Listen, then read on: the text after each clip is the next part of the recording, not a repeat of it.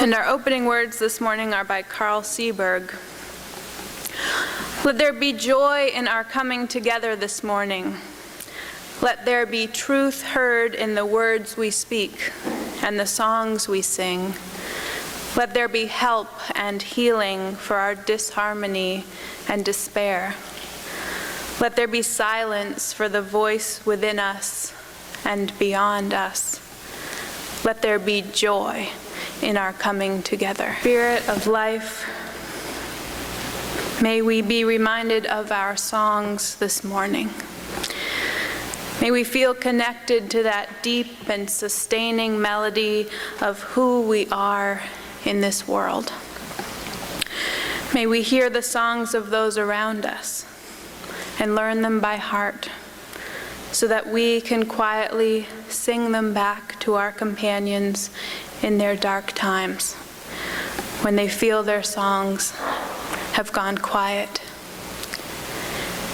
May our individual songs come into harmony with the larger song of our planet, and may we feel that resonance deep inside our bodies. May we know and feel how we are connected to earth, to each other, to self. Spirit of life, come unto us. Sing in our hearts all the stirrings of compassion. Amen. Last month was Black History Month, and we took a few minutes in our services to lift up the individual stories of a few African American Unitarian Universalists. This month is Women's History Month, so I've decided to continue the trend. And since we are talking about songs this morning, who better to tell you about than Carolyn McDade, the musician and activist who wrote the song we sing each week, Spirit of Life. Most of what I'll tell you about her this morning comes from an interview she did in 2007 with UU World magazine and from Carolyn's autobiography on her website. Kimberly French, the author of that World article, writes, "No other song, no other prayer, no other piece of liturgy is so well known and loved in Unitarian Universalism as Spirit of Life. But as close as this piece of music is to the hearts of so many UUs, Carolyn does not really see Unitarian Universalists as her identifying community. Her community is the women's movement. I never huffed and left," she laughs, "but when someone asks where am I being spiritually formed and where I am participating in spiritual formation with others, it's not ever been connected with churches. My community is a loose community of women. I call myself a woman of faith seeking with others to touch what matters." Carolyn McDade was born in Louisiana in 1935. She grew up in a small Southern Baptist family connected to farming and the land. Her sister and her piano were her closest friends. When she was just 6, the United States entered World War II. That's when she became a peace activist, she says. The men were gone, the women were doing everything on the home front, and no one was shielding the children from the raw horror of every newsreel and war movie. I never forgot Hiroshima and Nagasaki, she says. No God I had learned about would ever want or allow such behavior, such suffering, such brutality. French writes, "In many ways, she went on to follow the script for young women of her generation. Trained as a teacher, married, had 3 daughters. While living with her husband Jim in Austin, Texas, at the time of the Freedom Riders, she again butted up against her church upbringing. Our churches were silent, she recalls. Yet if I took the theology of my childhood, I had to be active. A friend handed her a brochure for the First UU Church of Austin. There she found political mentors and marched in her first demonstration. And getting involved in political and social justice movements is what reconnected Carolyn to her song. She says, as I finished high school and studied to be a teacher in a small state college, I laid down my relationship with music, setting aside childish things to become an adult. But music was more than a childhood pastime. It was my soul that shimmered in the timbre of my voice. My love of self and life was practiced in this deep and intimate relationship with song. My creativity listed, my heart gradually and ever so subtly closed down. I lost myself in those early adult years. It was only by reclaiming my creative power in song and acting in social movement that I found health again. Gradually, I made my way back to that piano bench, to the river that held it in such grace, that made song the essence of life, a deep prayer that permeated every cell and every space between cells with a fertile engagement with the simple act of living. When her husband got a job at Boston University in the mid-1960s, the McDades joined the Arlington Street Church. There, Carolyn was invited to put together music for one of the first women's services. But when she went looking for songs written by women, she was appalled to find so little available. So late one night, she sat at her piano and sang what she wanted to say to her 3 daughters asleep upstairs, which became the song, "Come, Daughter." It was a turning point, the first time she had sung from her own experience, and a searing recognition of what she was meant to do.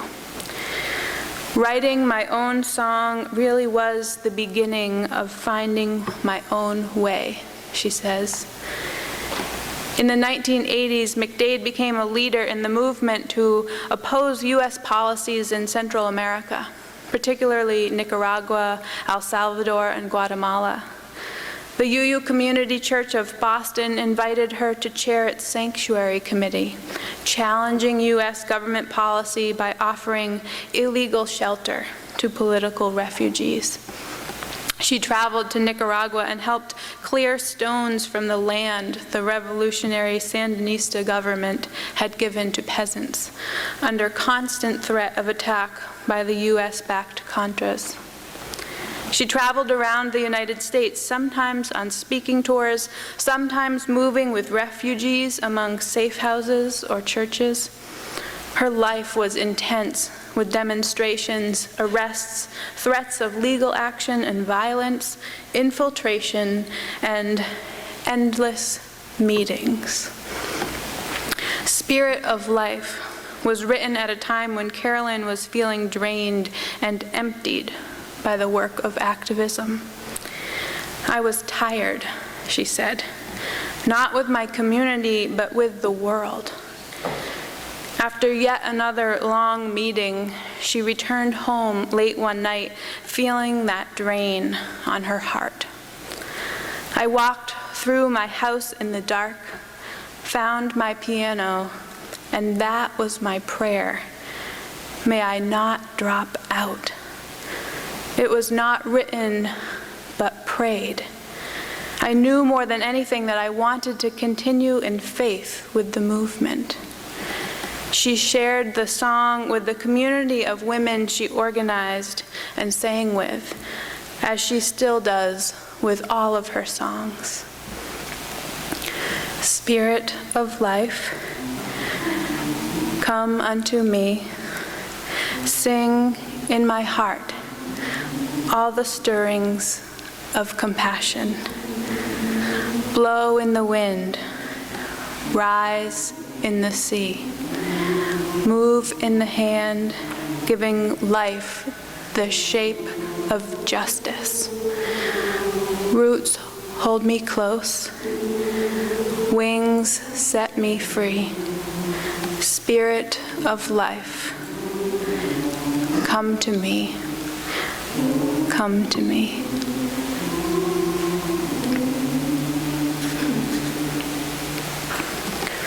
For 30 years, Carolyn says, I have continued to circle with women singing our lives, living our song. Now nearing 80, Carolyn McDade lives here on Cape Cod and is still very involved in singing and in social justice.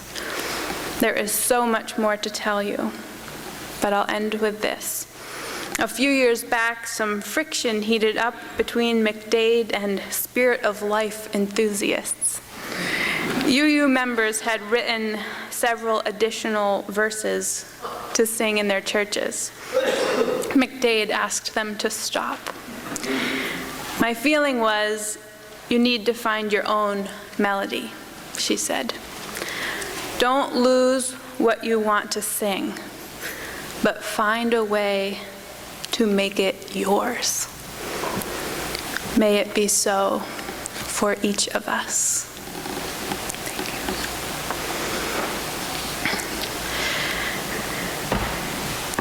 you. And our reading this morning ties right in. It's by David Blanchard, entitled Listening for Our Song. On sabbatical in East Africa, I heard a story of a people who believe that we are each created with our own song. Their tradition as a community is to honor that song by singing it as a welcome when a child is born, as a comfort when the child is ill, in celebration when the child marries, and in affirmation and love when death comes. Most of us are not welcomed into the world in that way. Few of us seem to know our song. It takes a while for many of us to figure out which is our song and which is the song that others would like us to sing. Some of us are slow learners. I heard my song not necessarily from doing extraordinary things in exotic places, but also from doing some pretty ordinary things in some routine places. For every phrase I heard climbing Kilimanjaro, I learned another in a chair in a therapist's office. For every measure I heard in the silence of retreat, I heard another laughing with my girls. For every note I heard in the wind on the beach at Lamu, I gleaned more from spending time with a dying friend as her children sang her song back to her.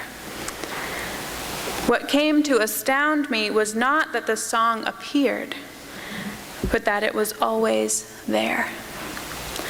I figure that the only way I could have known it for my own was if I had heard it before memory went to work making sense and order of the mystery of our beginning. Our songs sing back to us something of our essence, something of our truth, something of our uniqueness. When our songs are sung back to us, it is not about approval, but about recognizing our being and our belonging in the human family. It is good to know our songs by heart for those lonely times when the world is not singing them back to us. That's usually a good time to start humming to yourself, that song that is most your own. They can be heard as songs of love or of longing, songs of encouragement or comfort, songs of struggle or of security. But most of all, they are the songs of life, giving testimony to what has been, giving praise for all we're given, giving hope for all we strive for, giving voice to the great mystery that carries each of us in and out of this world. Last Thursday, Calden, Pastor Brenda, and I went over to the Habitat build site in Truro to deliver the morning snack to the crew. It was a nice group of young men and one woman from the Coast Guard. On each Habitat build day, the crew breaks for a snack and morning devotion at 10 o'clock. These devotions look different depending on which faith leader happens to be there that day. The last time I led one on a women's build day, I led a song. On the day we stopped by with apples and cornbread, retired minister Phil Mitchell was doing the devotion. It was a good one. He used Bible verses and a quote that said, "I am the sum total of all the people I have met." I couldn't remember who he attributed it to, and when I went to research it, I found that many people have said that. And of course, Tennyson said something similar in his poem Ulysses. I am part of all that I have met. Reverend Mitchell invited all of us gathered in the unfinished basement of that house on Yellow Brick Road to think back on our lives, on all those who have helped to shape us in ways big and small. He didn't say it this way, but I think he was inviting us to think with gratitude on the many people who have taught us pieces of our song of who we are in this world. It's a good exercise. And you know what? Let's do it right now. We can pause a minute for this. Think back on some of the people who have helped to make you who you are today.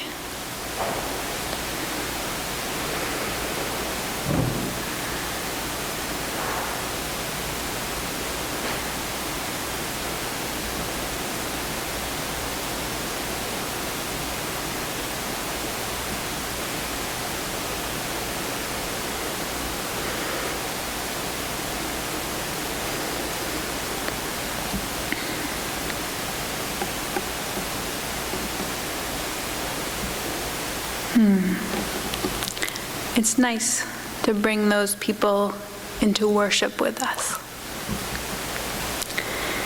And to think about how all of the people we have met in our lives have helped to teach us our song, our unique way of being in this world.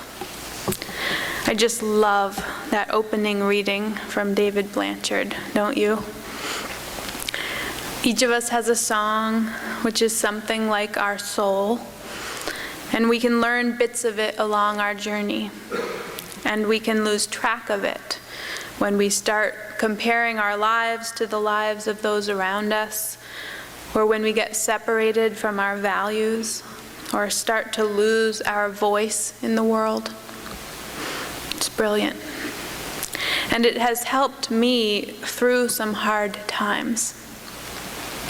I've told you before about my life coach who had me start keeping a gratitude journal.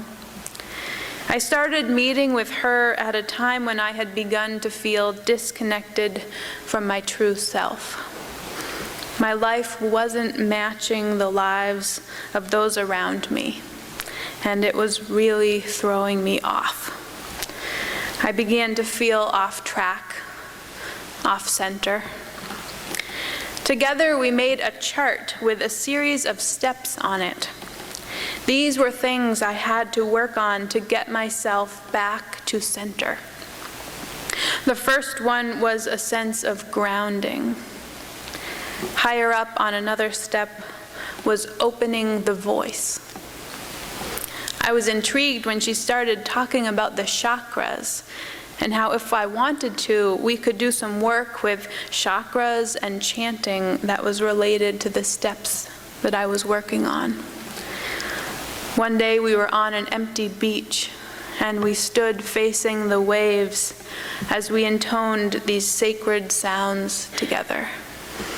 Our voices intertwined. They reverberated at particular points in my body. I could feel myself opening. I'll tell you about the two chakras we worked on. The first is the root chakra. The root chakra is about being physically there and feeling at home in situations. If it is open, you feel grounded, stable, and secure. You feel present in the here and now and connected to your physical body. You feel you have sufficient territory. The second is the throat chakra. The throat chakra is about self-expression and talking. When it is open, you have no problems expressing yourself.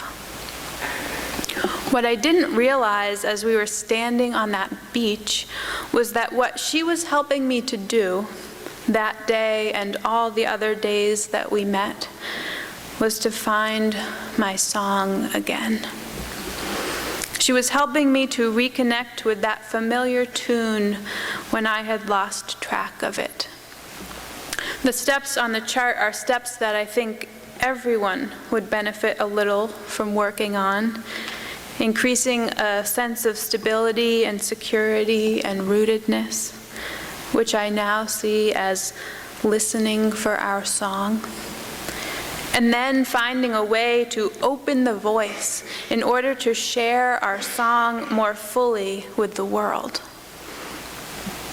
David Blanchard says, our songs sing back to us something of our essence, something of our truth, something of our uniqueness.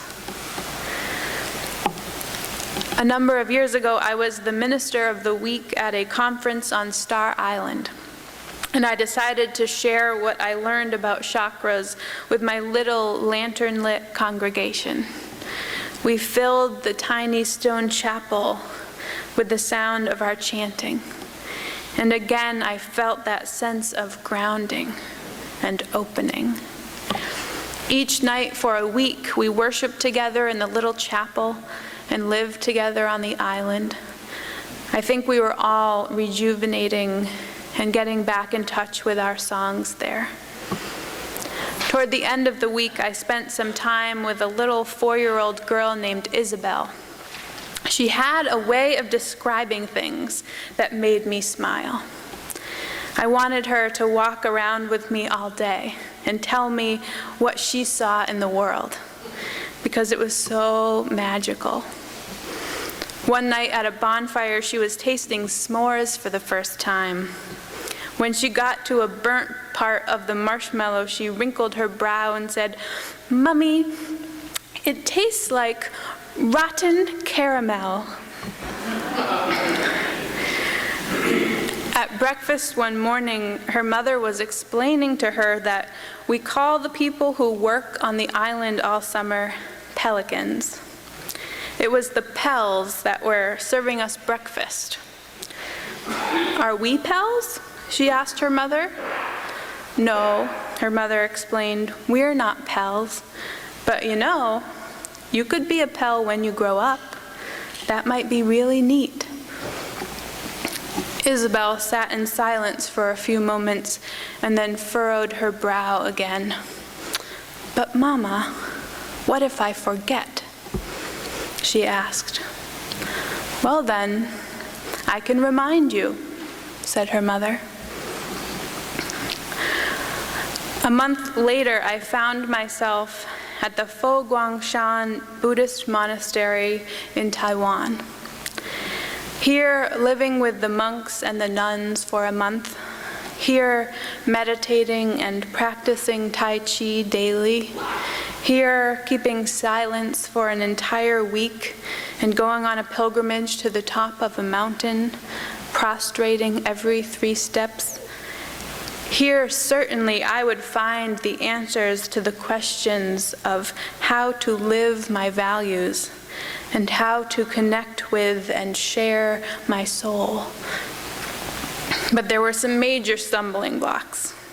For one thing, we were so busy learning how to walk right and eat right and stand right and sit right and dress right to conform to the monastery that my own song seemed to be slipping away. One thing that seemed to keep me connected to myself was writing about my experiences and sending emails home with my stories of monastic life. In return, I would get encouraging notes back from friends and family. They commented on my adventures and my outlook on life. They asked me questions about what I was learning and reminded me to stay positive, to keep my sense of humor. They challenged me, and they affirmed my journey. I wrote in my journal, "I guess I shouldn't be so attached to these affirmations, but since we're always in uniform and part of a group, it's almost hard to maintain a sense of self. I guess it's pretty ironic to be concerned with this while studying Buddhism, which teaches no self. But really, I'm coming to understand it more as no self as separate from others." So for the month at the monastery, I struggled deeply with the philosophical ideas of self and no self. But all the while, I kept getting those notes from home. Those emails were like little reminders about who I was, who I want to be, who I can be when I am being my best self. They were full of people singing my song back to me. I was talking with John this week about this sermon. We were both so excited because it had to do with songs. And he had heard of this African tradition too, and it had stuck with him as it did me. But he had heard of another element that I had not heard of before, that in addition to birth and marriage and sickness and death, there is one more time when that African tribe would sing someone's song to them. It was when a person had committed a crime or had done something that had jeopardized their relationship with the community. When that happens, the person is called to the center of the village, and the people in the community form a circle around them. They sing their song to them. The tribe recognizes that the correction for antisocial behavior is not punishment. It is love and the remembrance of identity and belonging. So in addition to the people in our pasts who have helped us to learn our song, we have in our lives those people who help us to reconnect to our songs by reminding us of who we are to them in good times and in bad. Alan Cohen writes this, and I'm so glad that Lottie, my dear friend of 20 years, is here this morning to hear this. A friend is someone who knows your song and sings it to you when you have forgotten it. Those who love you and are not fooled by mistakes you have made or dark images you hold about yourself. They remember your beauty when you feel ugly, your wholeness when you are broken, your innocence when you feel guilty, and your purpose when you are confused. You may not have grown up in an African tribe that sings your song to you at crucial life transitions, but life is always reminding you when you are in tune with yourself and when you are not. We hear our songs not necessarily from doing extraordinary things in exotic places, but also from doing some pretty ordinary things in some routine places. And so the biggest spiritual lesson that I have learned didn't come from the monastery at all, or from my work with a life coach, but from the breakfast table, sitting next to Isabel. But Mama, what if I forget? Well then, I can remind you. Amen, and blessed be.